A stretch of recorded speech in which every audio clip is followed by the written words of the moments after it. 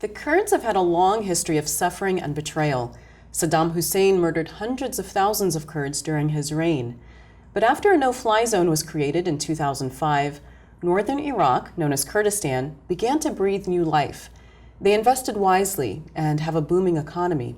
They've built a huge modern airport in Erbil, skyscrapers, luxury hotels, and it's the Kurdish fighters, the Peshmerga, who are standing up to the murderous advance of ISIS. Stephen Mansfield is a best-selling author. He's written about the hope of northern Iraq in a book called The Miracle of the Kurds, and he joins me in the studio. Stephen, welcome to the program. Great to be with you. Thank you. What's the current situation now with the Kurds and ISIS? Well, behind the battle lines, you still have a very prosperous and successful society.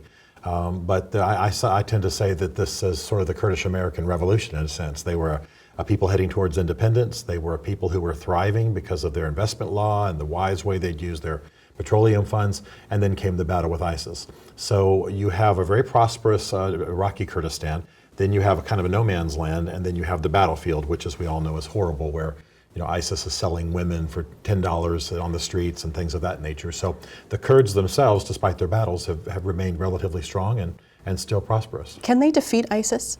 I don't think they can defeat ISIS on their own. They're fighting a valiant fight. They're the primary boots on the ground against ISIS, but they need close air support. ISIS is very well funded. They have a lot of the weapons that we gave to the Iraqi army because the Iraqi army abandoned the field and abandoned those weapons. So they're not going to be able to do it without strategic support, intelligence support, and close air support. Is that all they want? Do they just want the air support, the weaponry, or do they want American boots on the ground? They don't want American boots on the ground. The Kurdish Peshmerga numbers conservatively about 80 to 100,000. The Kurds themselves say they have about 180,000. ISIS is maybe 40, 45,000. And the Kurds are good fighters. So if they have support, they can win. They're not asking for American boots on the ground, but they're also not asking that they just be sort of the mercenaries of the Western world without any help. What makes them such good fighters? Because historically, they're known to be warriors. They come from a long military tradition, as you say, that dates back before the Ottomans. They teach their sons and daughters to shoot on one foot, until they can do it well, then switch to the other foot and shoot. So there's sort of a martial culture that's part of their heritage, even without specific military training. And then, of course, unfortunately, they've been at some kind of war for decades. So those skills, those guerrilla warfare skills, are passed down from father to son, mother to daughter. Some of the best fighters in the field right now are women. I wanted to ask you about that, because there are a lot of Kurdish women fighting. And it is, and in our internet age, you actually have men all over the world following this good-looking Kurdish general, who's a female. The Kurds are unusual, especially when it comes to women. They have females on their Supreme Court. They have females commanding troops. They have female entrepreneurs. They're different when it comes to the issue of equality. And because of this guerrilla heritage they have, this guerrilla fighting heritage they have, women are some of their finest fighters, and they know that, and they want to win. So now we have fine female guerrilla fighters combined with Twitter, and it's creating a very unusual situation. Do you know how many Kurds there are in the world total? Yes, approximately 35 million worldwide, Okay. Approximately 4 million in Iraqi Kurdistan. Okay, so they're in Iraq, they're in Syria, they're in Turkey. Turkey, yes, would be the majority concentration would be in Turkey outside of Iraq, yes. Okay, and also Iran. There's Yes. some in Iran as well. In fact, it's best to think of Kurdistan as a sort of a region that's been carved up amongst all the nations you just named. And this is one of the Kurdish complaints, is that they're constantly kept as a minority people in any nation they're in, whereas there are, arguably 20 million sitting in that region. But it's carved up amongst 4 or 5 nations, and so they don't have power in any one nation. Do you think that, aside from having their own state, could they ever feel like they're part of another country? Kind of like how we have Chinese Americans. They're ethnically Chinese, but they feel American. Well, that's actually what they want. The Kurdish leaders have only recently started speaking openly of independence. What they wanted originally after the Gulf Wars was to be part of an Iraqi federation. But the government in Baghdad was so divided, so incompetent, so weak, that it just simply, and of course historically Baghdad's been anti the Kurds in much of its governance, that it just didn't work. So now they're talking more openly about independence. So I think probably the way to say it is the leaders were talking federation. Increasingly the people began to talk independence, and eventually the leaders caught up with their people given the circumstance. Haven't they always wanted independence though? Haven't they always wanted their own state? They did want it, especially after World War I, and they were promised it. But then they were sort of superglued into this Iraqi Iraqi state, and in time they sort of accepted that, but it just wasn't workable. They were oppressed, they were bombed, and of course there's the Saddam years. So you've got two things going at once. Hey, we'd like to be part of an Iraqi federation while retaining our own regional autonomy and our own heritage, but nobody seems to let them do that. And most recently, that's the opposition against that is ISIS. Obviously, the Iraqi central government does not want them to have their own state. Who else is standing in their way? Well, unfortunately, the Western world has been one of the primary oppositions, the U.S. government even, and I don't mean to be overly critical. The fact is that the U.S. government has insisted on a unified Iraq, so they wouldn't deal with the Kurds directly. Now they won't provision the Kurds directly, do it very, very rarely, even in this battle with ISIS. So a lack of recognition of the Kurds, a lack of support for the Kurds directly, a lack of willingness to work with the Kurds other than through Baghdad has been somewhat in the way. But why is that? It has to do with our fundamental belief that Iraq ought to be a unified nation. It's how we dealt with Saddam. It's what we expected. You know, we knew Saddam was gassing his Kurds, and we knew that he was, that there was this Anfal campaign. But we wanted to sort of talk him down off the ledge, so to speak, and still deal with a unified Iraq. We never said, listen, at this moment, Iraq is not a unified nation, and so we should deal with the Kurds directly.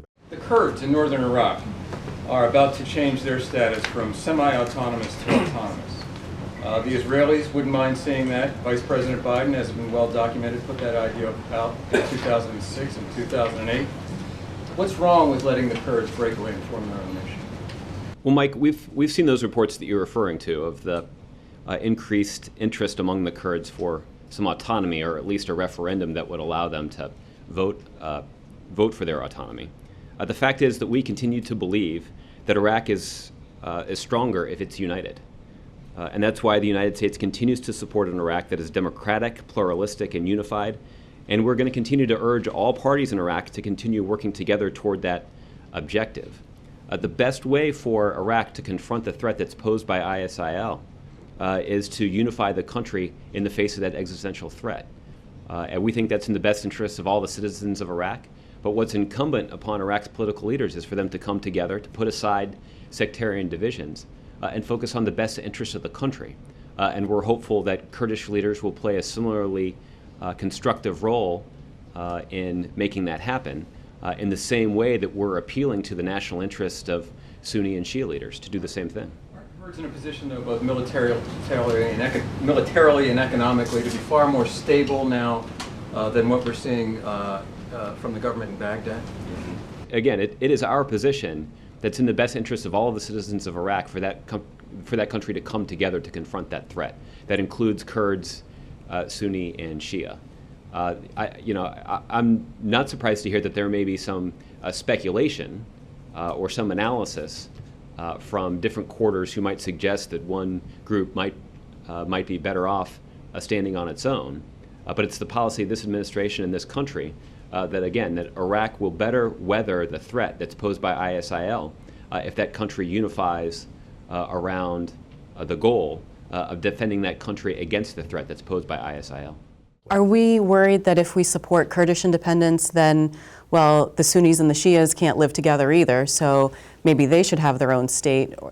Is that possible? It's probably what's going to happen. I would say right now, force me to make a prediction, I would say that Iraq is going to subdivide. It's falling apart. But the Kurds are the ones who model best a Sunni Shiite unity, a Christian an Yazidi with the Yazidis. They are the ones who have the most democratic part of Iraq and are modeling that for the rest of the world. Really in the belly of the Middle East, you have a pro-democracy, pro-American or pro-West, and somewhat pro-Israel people. That's what I wanted to ask you. I'm okay with the pro-American, but pro-Israel, isn't that a stretch? Well, not really. I was just in Israel about 6 weeks ago, and on the front page of all the papers were news about these trade deals with Kurdistan. The Kurds are people of heritage and history, and they know they've got a shared history with the Jews in ancient history, but this is how they think. They're descendants of the ancient Medes. And so they have trade deals. They recognize Israel as a functional democracy. And so they tend to be pro-Israel. In fact, not to be overly anecdotal, but I know Kurds who are Muslim but pray every day facing Jerusalem as their holy city, and they see no distinction, no disparity there. There was a Kurd that you spoke to in the region, and he told you that Kurdistan is what America wanted Iraq to be, Yes. and that Kurdistan is America's reward. Yes. What does that mean? Well, what he meant was that when Americans went to war, this was an English-speaking professor who was a Kurd and had lived in the States. When America went to war, what they wanted Iraq to be was democratic, pro-Western, oriented towards human rights, non-militarist, perhaps pro-Israel to some degree, maybe not, maybe that wasn't top of the agenda. And this professor's point was, you have all of that in Iraqi Kurdistan. So We definitely don't have it in the rest of Iraq. definitely don't have it in the rest of Iraq. And that was his point. And he was saying that with the utmost compassion, tell Americans, tell American Gold Star mothers, tell those who have lost sons and daughters that this is their reward. It's here, they're just not seeing it in the South. You say this in the book, quote, "We will never comprehend the enormity of the miracle happening among the Kurds in our time unless we face their sufferings truthfully." Why is their considerable suffering important for us as Americans to understand?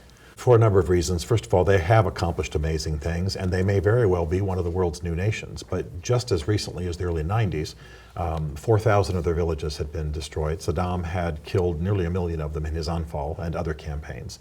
Why did Saddam hate them so much? He hated them because they wouldn't assimilate into his dreams for an Arab Iraq. They are not Arabs. They are more from the Persian side of the Middle Eastern ethnic tree. And they are very much unified in their ethnicity and in their culture, and so they wouldn't assimilate. And the more he had fatwas issued against them, and the more he played religious games, even appeared, in Kurdish clothing and so on, the more they wouldn't assimilate and didn't trust. So they were to themselves, while he was talking about a Neo-Babylonian empire. And so obviously the two didn't mix, and he destroyed them, thousands, hundreds of thousands of them. How many gas attacks were they against them? Well, that's always going to be a matter of conjecture. I think there were dozens. We know the biggest one, the most storied one, was Halabja in 1988, where Saddam's gunships dropped sarin and mustard gas, and 15,000 died almost immediately. Kurdish flesh was burning, I say in the book, as much as a decade later, because mustard gas continues to burn and can't be chemically removed. And Christopher Hitchens wrote about this as well. So their suffering was astonishing. I mean, you really can't understand the Kurds unless you understand, the horrible, horrible recent suffering. I mean, that's true in every sense. You can't understand the Jews, you can't understand any minority group, can't understand African Americans without understanding their battle for civil rights and issues going on recently. The same is true of the Kurds. Unless we understand the way they have just been terrorized, quite literally, and by their own government, we will never understand what they've accomplished and what they hope to be. You talked to some people that actually experienced those chemical attacks. Can you tell us what they saw, what they experienced? Well, one man in particular was there in town, and they knew that gas attacks were possible because they had happened throughout the Iran-Iraq War. This is Halabja in '88, and so they had dug cellars, low places, to hide from bombings and strafing runs and so on. But of course, they didn't really know the qualities of gas. So once the gas fell at midday, of course, gas seeks the low places. And so many, many people in Halabja were killed having gone to the cellars where they thought they would be safe, but the gas seeped into the low places. And what it initially felt like was needles being pressed into the eyes, the nose, the lungs burn, and then, to put it crassly, the organs liquefy. And you foam at the mouth and go crazy. One of the two things that were happening at the same time in Halabja is that people were tormented by the pain and then had just flipped out and become hilarious in an insane way. So my friend sat there and saw friends of his dying in pain on one side of the street and on the other side of the street dancing around in an insane, laughing hilarity before they then died. And so it was a scene of madness, he said, madness and death. And that's very much what it was like. People died horribly, the young died early. Animals suffered such horrible pain that they would flip themselves about and break their own backs. It was a hellacious death, the worst of kinds. What needs to happen for the Kurds to have their own state? They're going to have to win this battle with ISIS first.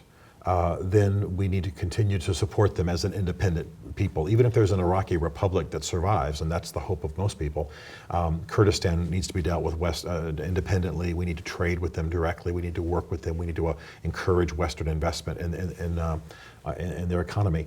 And then I think they will become an independent people. Also, there will have to be some subtle boundary redrawing, because you'll have independent Kurds in Iraqi Kurdistan, and then right across the border, you'll have non-independent Kurds in Turkey and other nations. But I think all of that can be worked out. The bottom line, though, is they've got to win against ISIS, and we've got to help them do it. The first Kurd you ever met was in Nashville, Tennessee. Not a place you expect to find Kurds. Right. Well, it's now the city with the most Kurds in the United States. What, Nashville? It is. It's very strange, very strange. There had already been a number of Kurds there from the early 70s, when a lot of Kurds came to America after an attempted coup of the Iraqi government.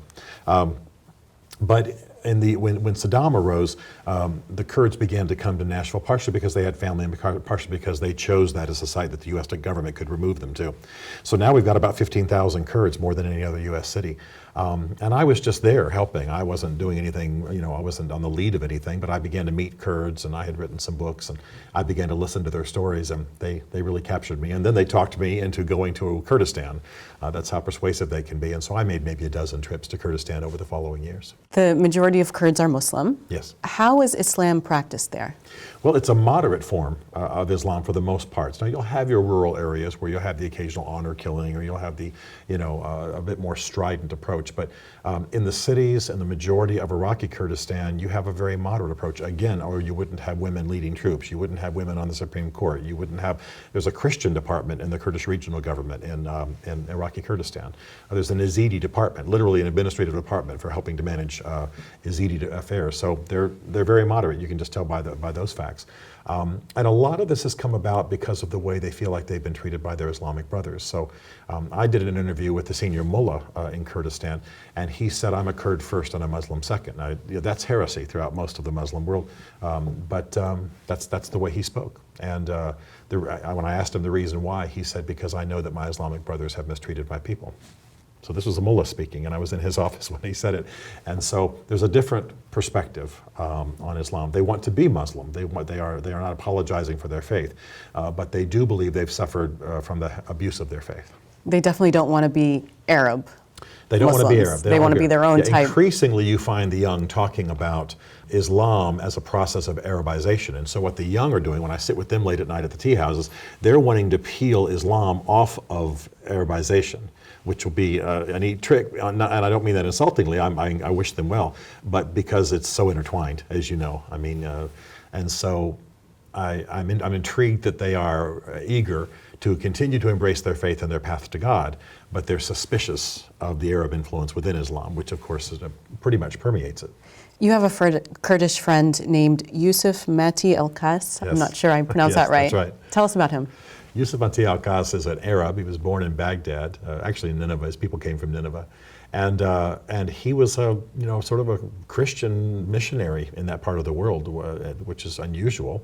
Wanted to help the Kurds, was very moved by what was happening, even though he's from the other side essentially.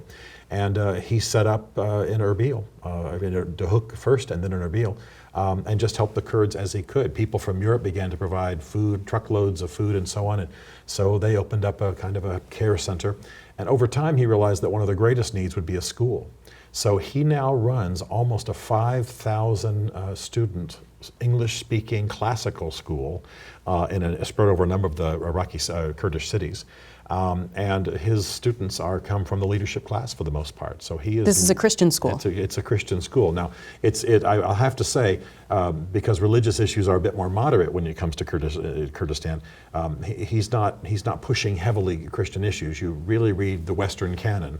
You'll read Voltaire. You'll read those who were critical of Christianity. But it's within a Christian context, certainly. Christian, English, Western literary canon.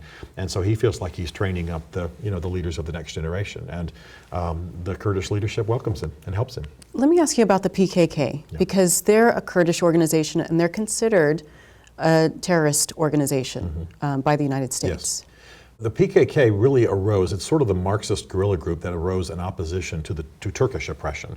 And that's one of the things that we'll have to deal with if we're going to be trying to support the Kurds, is that the PKK has certainly misbehaved in Turkey, and the Turks at the same time. Turkey has absolutely oppressed its Kurds, even up until recently. So it's interesting that, Abdul Öcalan had been captured and was in prison, the head of the PKK, and the PKK had gone quiet until recently, when ISIS was fighting, and Turkey wouldn't allow its Kurds even to engage the fight. They're at Kobani on the border. And so the PKK is now stirred up a little bit, making more noise, more engaged. I'm not wanting to blame governments only, but I do think that if there's justice, fair play, equality for the Kurds, we'll see the PKK recede. That seems to me to be the lesson of recent history. What does ISIS want from the Kurds? Why are they fighting them? In other words, do they just want their territory and to push them out? What are they looking for? Well, if there was a member of ISIS sitting here, everything you and I have just discussed about the Kurds, their moderation, their Western leanings, pro-women, etc. That would freak them out. All of that would upset them. He wouldn't say it on the air probably, but the member of ISIS, maybe he would, a member of ISIS would say, yes, and they're not good Muslims and they should die. And that is ISIS. They're apostates because they're they're apostates. What we call moderate, Exactly. they call apostates. Exactly. To have a woman on the Supreme Court means the whole land needs to be devastated. I mean, ISIS gets on television and says this kind of thing. So the very things that you and I sit here and admire about the Kurds, ISIS would say they are apostates and they need to die.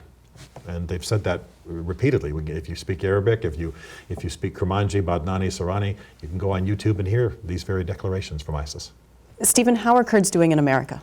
It has not been easy for them to assimilate. One of the things that was interesting about my time in Iraqi Kurdistan is that when you visit a village and you go into a man's house, before long you're invited to dinner, and then you're invited to the wedding, and then you move to a brother's house and a cousin's house, and it's just open hospitality. When the Kurds came to America, even sponsored by churches who cared for them and invested in them at a personal level, they were stunned by the lack of hospitality. They were used to being in people's homes at all times. They were used to a roving feast. They were used to, playing games and drinking tea and eating baklava and nuts and talking and having relationship. It can be an isolating life here. It can be. It can be. And even for those of us, I cared about them very much. But a couple of times when they would show up at my house and say, "We're here, let's have tea and talk," they were nothing but gracious. But I have wife and children and dog, and I've got a life, and I had to gently urge them not to, and then I invited them the next night. But it was lonely, it was isolating. Their kids often got into gangs because they too felt the isolation, so they banded together, and asserted themselves within the high schools. And it's not been an easy road. But I'll tell you what, Kurds have done some amazing things. There are very successful entrepreneurs who are Kurds, and the Kurds are rising. I think we're going to see good things come from them, from the American Kurdish community, just like I think we're going to see it in Kurdistan. Are Kurds still trying to immigrate to the United States? Yes, many of them are. Why? Well, you have to realize that most of the Kurds of the world don't live in Kurdistan or Iraqi Kurdistan. So the place where Kurds are doing the best in terms of rising and increasing their fortunes is in Iraqi Kurdistan. Elsewhere, they're living Kurdish lives in Germany or Switzerland or England or London.